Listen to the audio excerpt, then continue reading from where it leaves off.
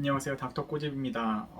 저희 치과에는 타치과에서 발치 진단 받고 오신 분들이 정말 많으신데, 타치과에서 발치 진단을 해서 정말로 발치를 해야 되는 상황도 있지만, 살려볼 수 있는 상황도 있어요. 하지만 저희 병원에서 치료를 받는다고 해도, 뭐 신경치료를 한다고 해도 그게 100% 성공하는 거는 아니고요.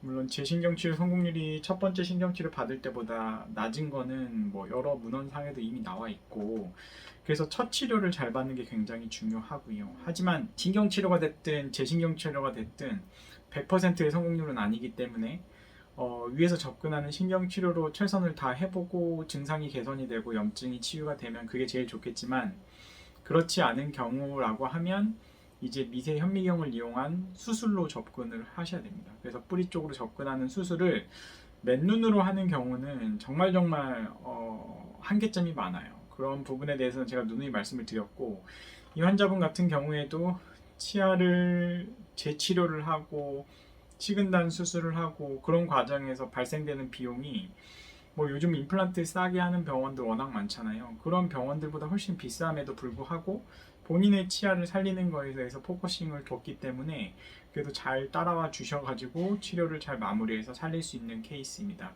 이 케이스를 한번 꼬집어 보도록 하겠습니다.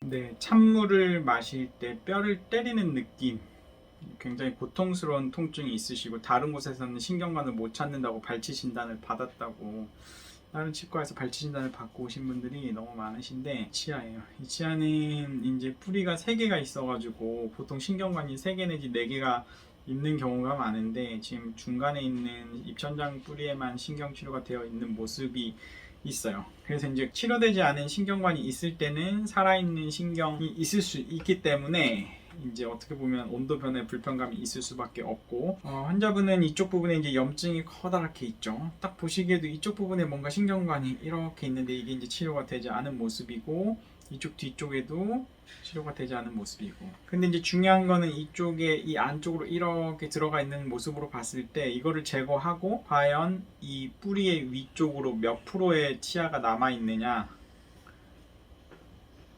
그게 또 치아를 살리는데 굉장히 중요한 부분이거든요. 그래서 일단은 크라운을 제거를 하고 나니까 굉장히 지저분하죠.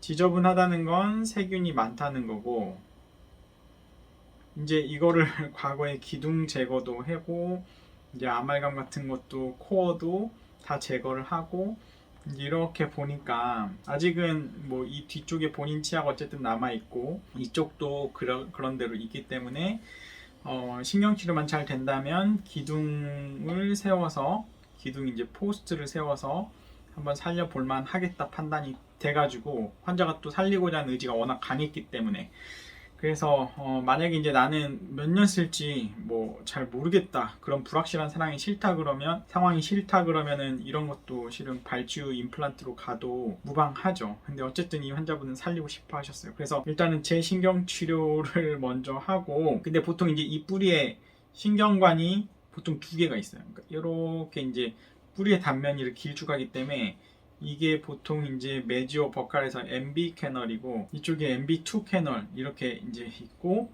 입천장 쪽은 이제 동심원처럼 뿌리가 돼 있어서 중간에 신경관이 하나 있고, 이 뒤쪽 뿌리는 동심원처럼 해서 중간에 신경관이 하나가 있어요. 근데 이제 MB2라는 캐널이 이제 석회화가 너무 심해서 이제 막혀 있어서 온전히 뿌리 끝까지 도달이 안 돼서 치료가 되는 데까지만 하고 경과를 관찰을 하자고 했는데, 환자분이 염증이 나아지지 않아서, 그리고 씹을 때 미세한 통증도 있어서 일단은 그런 경우에는 위에서 접근이 불가능하기 때문에 치근단 절제술로 갔어요. 자, 치근단 절제술로 가서 저희가 이제 염증을 긁어내고 이제 마이크로 미러를 통해 관찰을 하면, 신경치료를 된 곳은 이렇게 핑크색의 재료가 들어가 있는 걸 볼 수가 있고, 여기에 뭔가 치료가 안 된 신경관이 하나가 명확히 보이죠. 그래서 이제 이 부분과 이 부분을 역으로 프랩을 하는 거예요. 역 프리퍼레이션을 하고, 그리고 이쪽을 갖다가 MTA라는 이런 재료로 충전을 하는 게, 지금 이게 그냥 엄청나게 밝은 시야에서 10배, 16배, 필요하면 25배까지 확대를 한 미세 현미경 사진이거든요. 맨눈으로 보면 절대 이 사진을 얻을 수가 없고, 이제 감으로, 치과 의사가 감으로 여기 어디에 신경관이 있겠지 하고 치료를 하게 되는데, 아니면 이걸 자르고 이제 염증만 긁어내고 끝내는 거니까 확실히 현미경을 통해서 이렇게 치료를 해준 것보다는 예후가 안 좋을 수밖에 없어요. 그래서 이제 치료, 이제 뿌리끝을 잘라내고 틀어 막은 거고, 3개월 뒤에 뭔가 하얗게 되고 있죠.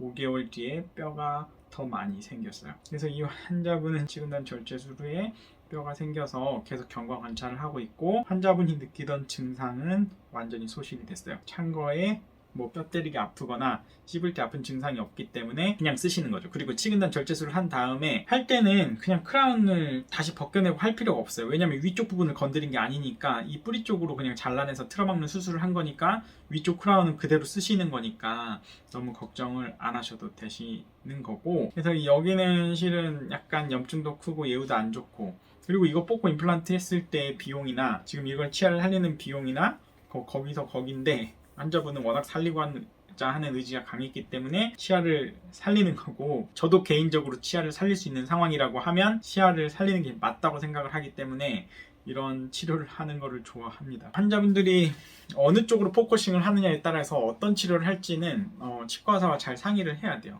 나는 뭔가 치과를 바쁘고 뭔가 확실하게 빨리 끝내고 싶다고 하시면 빨리 뽑고 임플란트 하는 게 맞고, 나는 내 치아가 소중하고 최대한 내 치아를 쓸 수 있을 때까지 쓰고 싶다고 하면은 일단 할 수 있는 위에서 치료를 최선을 다해서 재치료를 해보고, 그래도 안 된다고 하면 미세 현미경을 이용한 수술적인 방법을 이용한다고 하면 많은 치아들을 살릴 수 있기 때문에 좋은 것 같습니다. 이 영상이 도움이 되셨다고 하시면 닥터꼬집 치과 DM 좋아요, 구독 꼭 요청드리고요. 알림 신청도 꼭 부탁드립니다. 감사합니다.